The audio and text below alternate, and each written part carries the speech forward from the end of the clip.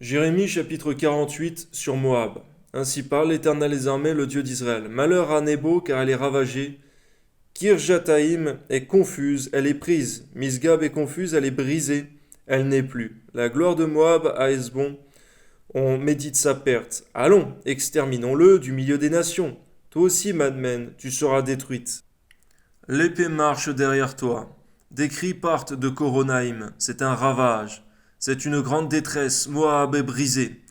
Les petits font entendre leurs cris, car on répand des pleurs à la montée de Louchit. Et des cris de détresse retentissent à la descente de Coronaïm. Fuyez, sauvez votre vie, et soyez comme un misérable dans le désert. Car parce que tu t'es confié dans tes œuvres et dans tes trésors, toi aussi, tu seras pris. Et Kémosh s'en ira en captivité, avec ses prêtres et avec ses chefs. Le dévastateur entrera dans chaque ville, et aucune ville n'échappera. La vallée périra et la plaine sera détruite, comme l'Éternel l'a dit. Donnez des ailes à Moab, et qu'il parte au vol. Ces villes seront réduites en désert, elles n'auront plus d'habitants. Maudit soit celui qui fait avec négligence l'œuvre de l'Éternel. Garde-nous de faire ton œuvre en quoi que ce soit avec négligence. Amen. Maudit soit celui qui éloigne son épée du carnage. On voit combien, Seigneur mon Dieu, il y a un grand malheur vers ceux, Seigneur, qui éloignent leur épée du carnage, Seigneur. Et c'est vrai, Seigneur, qu'en tout temps, il y a un combat, Seigneur mon Dieu. Et au temps d'aujourd'hui, Seigneur mon Dieu, le combat qui se déroule, Seigneur, est un combat spirituel. Paul l'a dit, Seigneur, contre toutes les dominations qui s'élèvent dans les lieux célestes, tous ces princes, ces démons, Seigneur, ces esprits impurs. Alors permets-nous de toujours mener le bon combat, Seigneur, en n'oubliant jamais, Seigneur, que le diable n'a aucun répit, aucun repos, qu'il cherche à chaque instant à détourner tes enfants, Seigneur mon Dieu, de la vie éternelle. Permets-nous par ta grâce de mener un combat perpétuel, Seigneur, tant que nous sommes sur terre. C'est vrai, le repos n'est que de courte durée. Amen.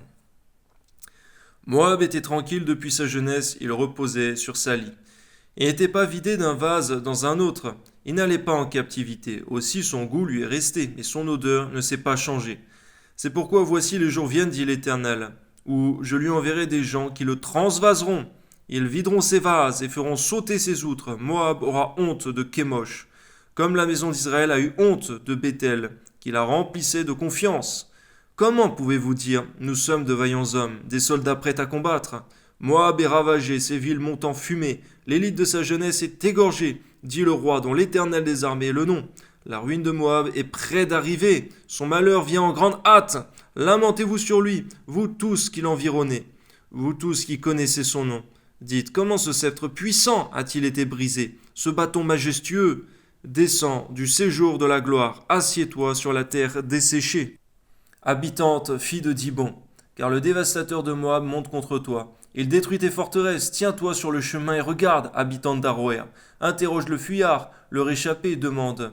Qu'est-il arrivé? Moab est confus car il est brisé, poussez des gémissements et des cris. Publiez sur l'Arnon que Moab est ravagé.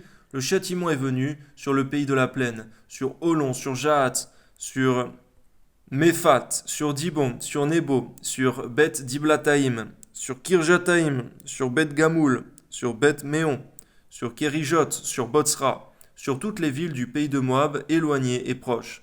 La force de Moab est abattue et son bras est brisé, dit l'Éternel. Enivrez-le, car il s'est élevé contre l'Éternel. C'est vrai que quiconque s'élèvera contre toi, ton bras sera brisé sans remède, subitement. Amen. Que Moab se roule dans son vomissement et qu'il devienne aussi un objet de raillerie. Israël n'a-t-il pas été pour toi un objet de raillerie?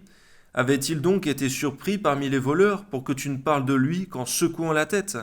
Abandonnez les villes et demeurez dans les rochers, habitants de Moab. Soyez comme les colombes qui font leur nid sur le flanc des cavernes. Nous connaissons l'orgueil du superbe Moab, sa hauteur, sa fierté, son arrogance et son cœur altier. Je connais, dit l'Éternel, sa présomption et ses vains discours et ses œuvres de néant. C'est pourquoi je gémis sur Moab. Je gémis sur tout Moab. C'est vrai, Seigneur, même si tu vas détruire Moab, tu gémis, Seigneur mon Dieu, sur cette nation, Seigneur, car tu sais à combien, Seigneur mon Dieu, son fléau sera immense. On soupire pour les gens de Kir-Hérès, vigne de Simma, je pleure sur toi, plus que sur Jaézer. Tes rameaux allaient au-delà de la mer. Ils s'étendaient jusqu'à la mer de Jaézer. Le dévastateur s'est jeté sur ta récolte et sur ta vendange. C'est vrai qu'on voit que même ces nations abominables, Seigneur mon Dieu, tu en as compassion, même lorsque tu les détruis. Tu gémis, tu te lamentes sur elles, Seigneur, parce que cela reste ta création. Même si elle a fait le mal à tes yeux, l'horreur. On voit, Seigneur, que tu aimes ta création. Et tu as une grande tristesse lorsque tu la châties, tu la juges, et lorsque même tu la fais disparaître. Amen. La joie et l'allégresse sont disparues des campagnes et du pays de Moab.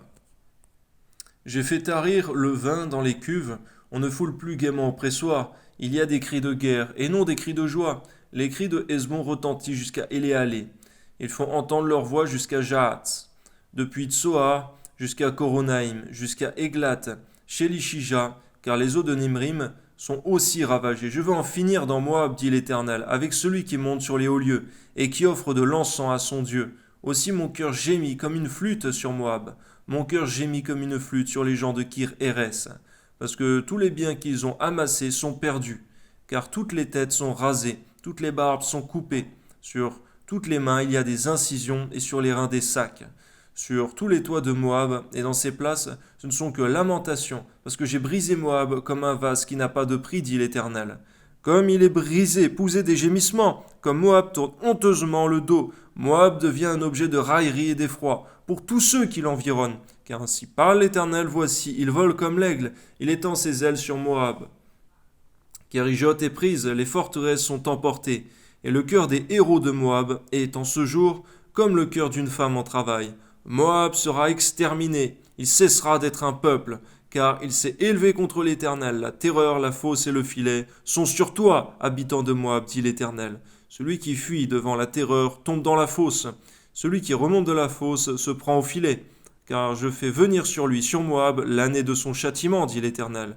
À l'ombre de Hesbon, les fuyards s'arrêtent épuisés, mais ils sont un feu de Hesbon, une flamme du milieu de Sion.